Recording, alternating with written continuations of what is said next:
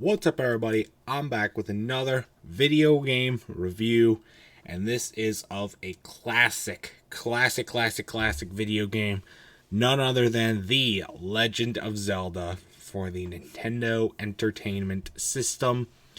Yes, I have it. It's been in a couple shorts.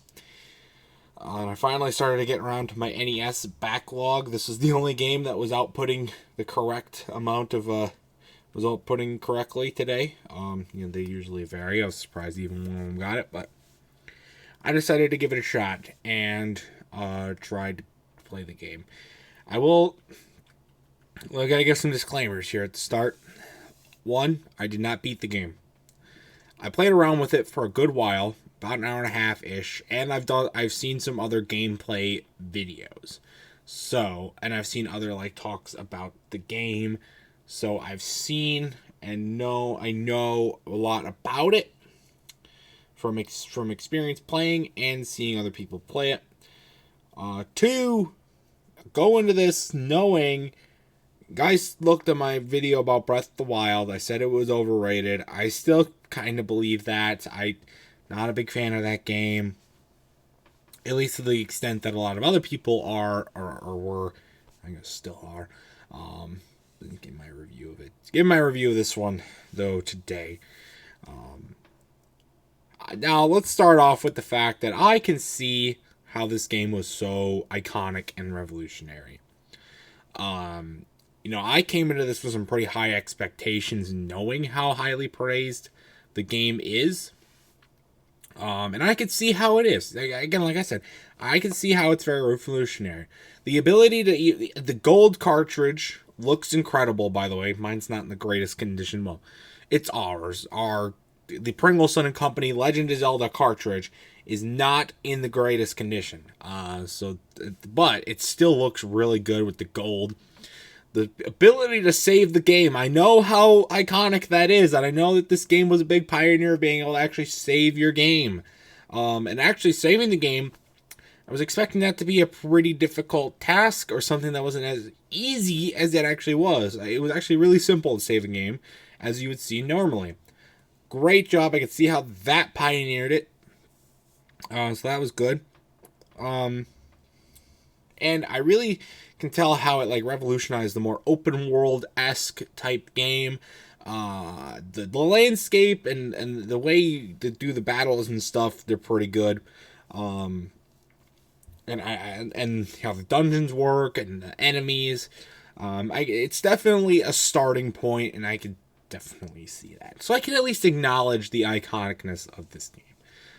And I can respect other people's opinions about it and stuff like that. But I got some critiques. Because the game definitely did not age as well as I was led to believe. First off, the controls have not aged very well. They are stiff. They are not quickly responsive as they need to be, or as you would be used to.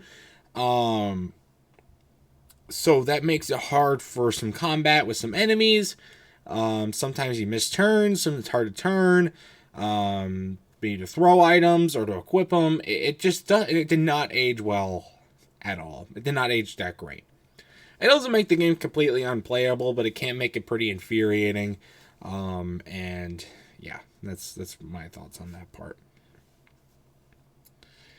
Like I said, the landscape looks okay for the time period. It definitely, it's, again, this is 1987, 86-ish, so it's not like it's not like super good.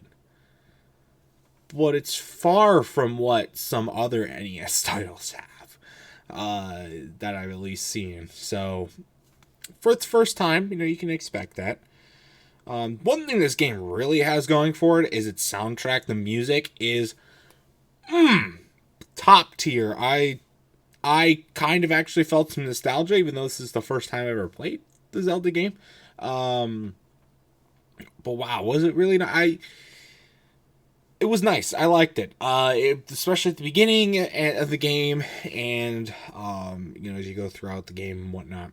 The music is really, really good. It's nice and soothing, but also fits the game very well, in my opinion. To be expected, it is a very base storyline, but it does a good job of, staying consistent with it, establishing how the Legend of Zelda franchise really became. So that is good. There is like a little thing at the beginning of the game where they tell you how the game is and whatnot. Like they tell you the story and whatnot. So that's good. At least they, it's to be expected not to be super, super elaborate for its time period and also being the first of its kind, but it's good enough.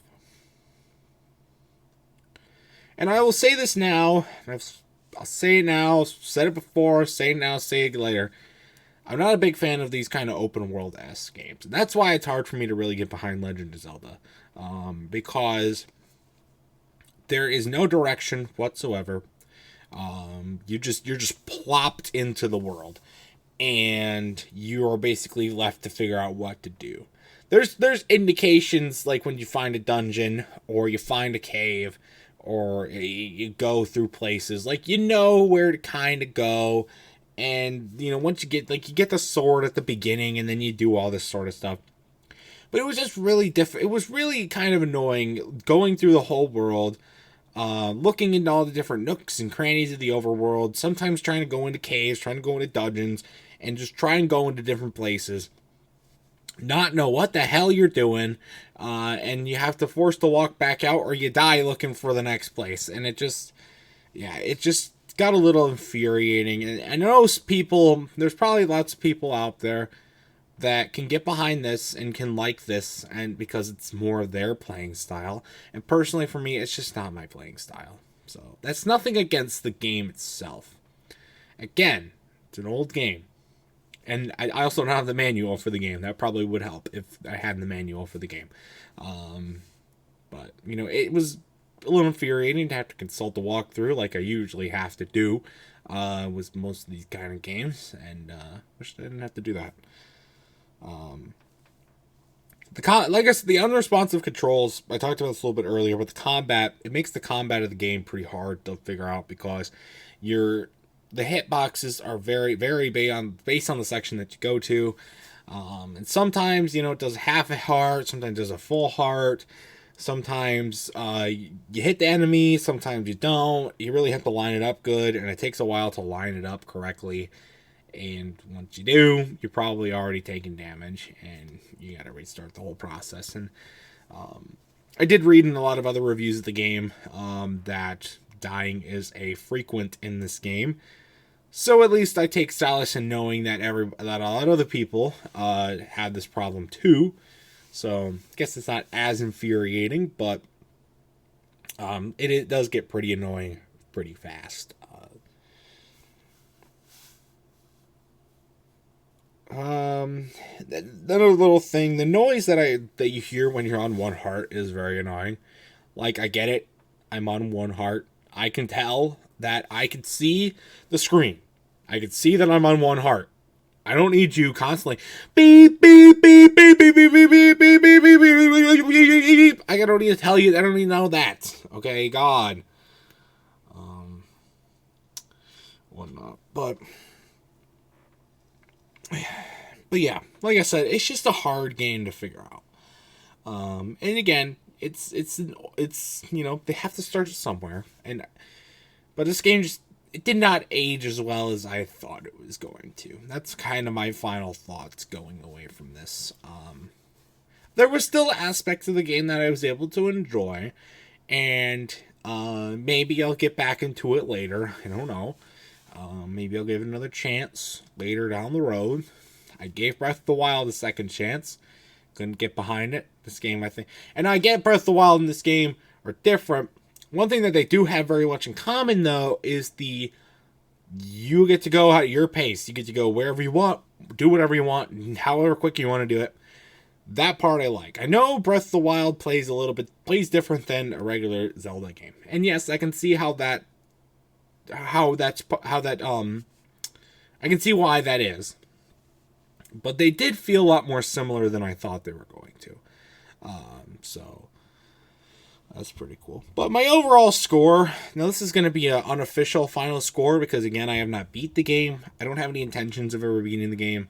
I've given it a good chance, done my research, and I'm kind of ready to move on. For now, I do plan on giving it another chance later, possibly, if I get the time.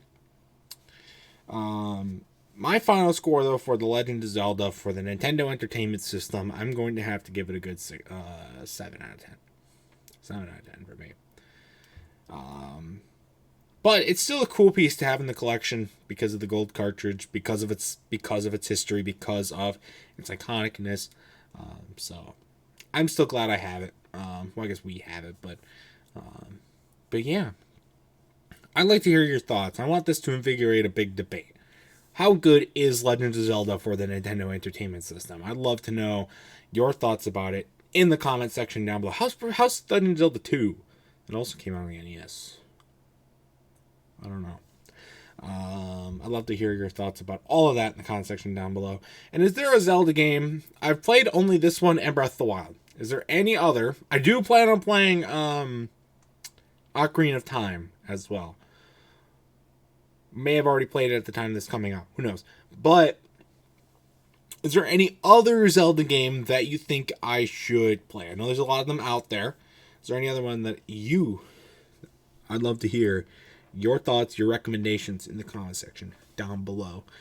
And that's going to do it for this game review, though. Stay tuned for much more amazing content. And until next time, I will see you guys later. Goodbye.